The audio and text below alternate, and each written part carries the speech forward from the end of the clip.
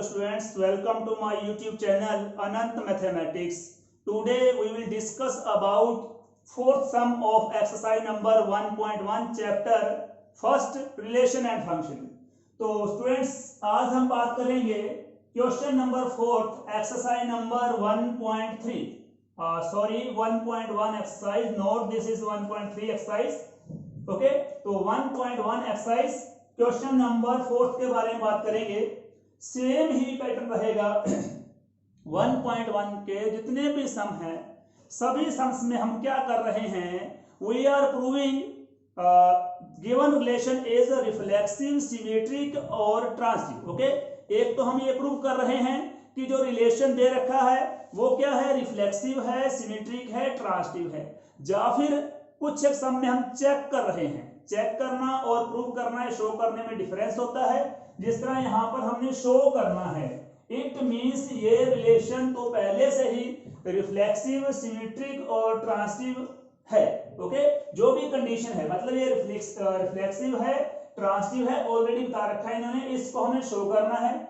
ये note symmetric है तो मतलब ये ऑलरेडी क्लियर है कि ये नोट सिमेट्रिक ही इसका आंसर आएगा. ओके, लेकिन जब आप चेक करते हैं तो चेक करने का मतलब है कि आपका आंसर नो में भी आ सकता है और यस में भी आ सकता है. ओके, तो यहाँ पर आंसर जो भी आएगा नोट सिमेट्रिक है तो नोट सिमेट्रिक ही आएगा, लेकिन आप उस बात को शो करेंगे कि अगर ये नोट सिमेट्रिक है तो why this function is not symmetric. Okay, तो देखिए, show that the relation R in R. R in R means ये तो रिलेशन है आर, और ये हमारे पास क्या है, आर रियल नंबर्स के लिए. यहां पर आर ये वाला है रियल नंबर्स का set, defined as R relation.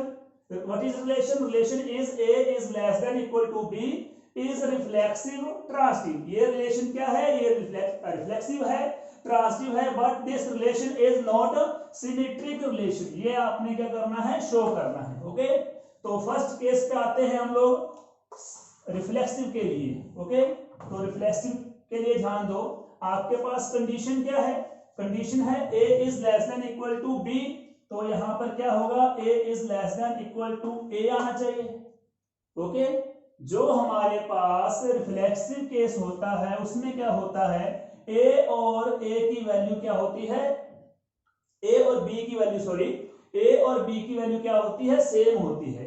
अगर यहां पर मैंने a राइट किया है, यहां पर a राइट करूंगा. ओके, तो ध्यान दो, a इज लेस देन और इक्वल टू a. ठीक है, इस कंडीशन का मीनिंग क्या है, इस कंडीशन का मीनिंग है कि a is less then b है, या फिर क्या है, ये a इक्वल टू b है. ठीक है, कभी ऐसे नहीं होता कि a is less than also equal to b. ठीक है, a क्या हो, जो b के इक्वल भी हो ये और लेस देन भी हो. कभी कोई ऐसा नंबर नहीं होता कि वो किसी अदर नंबर से लेस भी हो और अदर नंबर के इक्वल भी हो, ऐसा नहीं होगा. मतलब ये दो कंडीशन एक साथ दे रखी हैं, ये दो सिंबल हैं अलग अलग, इन्हें एक साथ यहां पर दे रखा है. ठीक है, तो दोनों में से कंडीशन एक लगेगी, जहां तो a लेस देन b होगा या फिर a इक्वल टू b होगा. और यहां पर क्या है, यहां पर अगर a is less than equal to a है तो मतलब a इक्वल टू a है. ठीक है, अब ये तो क्लियर है हमें, कोई भी नंबर है वो अपने आप के इक्वल तो होगा ही होगा. ठीक है, कोई भी रियल नंबर लगा लो, मान लो आपने 5 लिया तो 5 इक्वल टू 5 है, 6 इक्वल टू 6 है. मान लो नेगेटिव नंबर लिया कोई, -10 लिया है तो -10 इक्वल टू -10 तो है, 100 है तो 100 इक्वल टू 100 तो है. तो मतलब इन दोनों में से ये कंडीशन यहां पर लग रही है. a और b की वैल्यू अगर हम सेम लेते हैं तो always a equal to a तो आएगा ही आएगा. It means you have to write now a belong to R for all a belong to real number R. Okay, तो अगर सभी रियल नंबर्स के लिए ये कंडीशन एप्लीकेबल है, मतलब a और b इक्वल हैं, तो मतलब ये क्या हुआ, मतलब ये हुआ कि ये रिफ्लेक्सिव है. R relation is reflexive here. Okay students, तो रिफ्लेक्सिव था, ये सिंपल बिल्कुल क्लियर था कि ये रिलेशन रिफ्लेक्सिव है. अब हम आते हैं इसके बाद, रिफ्लेक्सिव के बाद क्या प्रूव करना है, ट्रांसिटिव. तो ट्रांसिटिव पे आते हैं हम लोग. हाँ जी, ट्रांसिटिव के लिए हमारे पास क्या होता है, कम से कम 3 नंबर होते हैं. ठीक है, जिस तरह मान लो कि 3 नंबर हैं सेकंड केस हम करेंगे ट्रांसिटिव के बारे में। ओके, क्या कंडीशन है ट्रांसिटिव की? A B belong to R, B C belong to R, it implies A C belong to R. Okay, तो देखिए पहला केस लेते हैं, A B belong to R. हाँ जी, A B belong to R के लिए कंडीशन क्या है? A is less than equal to B. Next क्या है? B C belong to R, R मतलब रिलेशन, तो इसके लिए कंडीशन क्या बनेगी? यहाँ बी सी है मतलब इसको ए कंसीडर करेंगे, इसको बी कंसीडर करेंगे, तो इसके अकॉर्डिंग क्या हो जाएगा? ये बन जाएगा B is less than equal to C. ध्यान देना, यहाँ पर ये क्या है हमारे पास? ए, ये बी है, इसके अकॉर्डिंग हम करते हैं तो B is less than equal to C बन जाएगा। ठीक है, तो अब इन्हें ध्यान से वॉच करो आप। ए कोई नंबर है जो बी से लेस है, ठीक है, और बी कोई नंबर है जो सी से लेस है, तो ए और सी का आपस में क्या रिलेशन हुआ? तो इसे हम लोग एग्जांपल से समझते हैं, ध्यान दो। सपोज कि 10 है, 10 इज लेस देन, मान लो कि 15 है। ओके, 10 क्या है? 15 से लेस देन है, और कोई नंबर लेते हैं, मान लो यहाँ 15 ले लिया, 15 इज लेस देन मान लो 20 है। ओके, तो ये अंडरस्टूड सी बात है कि ये हमारे पास रिमूव होगी बी की वैल्यू, तो ये अब ए की वैल्यू है, ये सी की वैल्यू है। ठीक है, तो 10 इज ऑलवेज लेस देन 20 बनेगा। मतलब कोई भी आप नंबर्स लेते हैं रियल नंबर, ठीक है, तो उस पे ये कंडीशन एप्लीकेबल रहेगी, राइट। तो इसका मीनिंग क्या हुआ? अगर हमारे पास ए बी से लेस है, बी सी से लेस है, तो अंडरस्टूड है कि ए इज लेस देन सी हमारे पास आएगा। Okay, A is less then हमारे पास यहाँ पर क्या होगा? सी होगा, राइट। तो therefore A is less than C. अगर A is less than C है तो इसका मतलब है A C belong to relation, right. अगर ए सी रिलेशन से बिलोंग करता है तो ये हमारे पास जो रिलेशन हुआ वो कौन सा हुआ? ये ट्रांसिटिव रिलेशन आएगा। ओके, तो वेरी सिंपल था। A B belong to R के लिए A is less than B है, B C belong to R के लिए B is less than C है।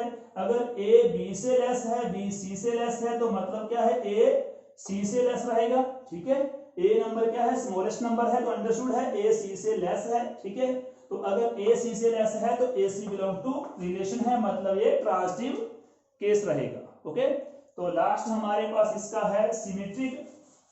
हाँ जी, सिमेट्रिक के लिए क्या बनेगा इसका? यस स्टूडेंट्स, सिमेट्रिक के लिए, सिमेट्रिक में इन्होंने क्या कहा है? नोट सिमेट्रिक आपने शो करना है। ठीक है, कोई भी एग्जांपल ले लो आप लोग। ठीक है, मान लो आपने एग्जांपल लिया 1 2 का एग्जांपल लिया, 1 2 belong to R. Why 1 2 belong to R? You can see 1 is less than equal to 1 is less than equal to 2। जो 1 है वो 2 से लेस होता है। ठीक है, अब इन्हें रिप्लेस करो, यहाँ पर a है वहां b कर दो, यहाँ पर b है वहां पर a कर दो। ये क्या बन जाएगा? बट 2 1। ठीक है, ऐसा बनता है। 1 इज लेस देन 2 है, ओके है, सेटिस्फाई होता है। लेकिन क्या 2 इज लेस देन 1 है? ये ना ही 1 के इक्वल है और ना ही 1 से लेस है। इसका मतलब है 1 2 तो रिलेशन से बिलोंग होता है, लेकिन 2 1 रिलेशन से बिलोंग नहीं होता। एक 1 2 रिलेशन में है, 2 1 रिलेशन में नहीं है। ठीक है, तो यहाँ क्या राइट करेंगे? 2 1 does not belong to relation. ठीक है, आर से बिलोंग नहीं करता है, तो ये केस कौन सा हो गया? ये केस हो गया नॉट सिमेट्रिक का। ओके स्टूडेंट्स, तो ये था नॉट सिमेट्रिक के लिए, विद एग्जांपल हमने शो कर दिया this is not a symmetric case. Okay students, तो मैं फिर से वही बात रिपीट कर रहा हूं, पूरी एक्सरसाइज में क्या हम कर रहे हैं? Reflexive, symmetric and transitive. Reflexive है तो ए और बी की वैल्यू सेम आएगी, ए बिलोंग टू आर रहेगा। सिमेट्रिक है तो A B belong to R आएगा। अगर A B belong to R है, it must be there B A belong to R. जिस तरह यहां पर था 1 2 था, रिलेशन में था, ओके, रिलेशन को सेटिस्फाई कर रहा था, ओके। तो लेकिन 2 1 करने पर रिलेशन सेटिस्फाई नहीं हुआ, ओके, तो ये सिमेट्रिक नहीं हुआ, राइट। तो थर्ड केस हमारे पास होता है ट्रांसिटिव। ट्रांसिटिव में A B belong to R, B C belong to R, it implies A C belong to R for the given relation. Okay, और अगर कोई ऐसा हमारे पास रिलेशन है जो रिफ्लेक्सिव भी है, सिमेट्रिक भी है और ट्रांसिटिव भी है, then that relation will be called equivalence relation. ये बार बार मैं रिपीट क्यों कर रहा हूं, क्योंकि जो नेक्स्ट एक्सरसाइज आएगी 1.2 उसमें हम इक्विवेलेंस रिलेशन के बारे में ही करेंगे। ओके स्टूडेंट्स, तो ये था सम नंबर 4। ओके, ये आप अच्छी तरह करेंगे। नेक्स्ट सम्स के लिए हम लोग नेक्स्ट वीडियो तैयार करेंगे। Okay students, all the best, thank you so much.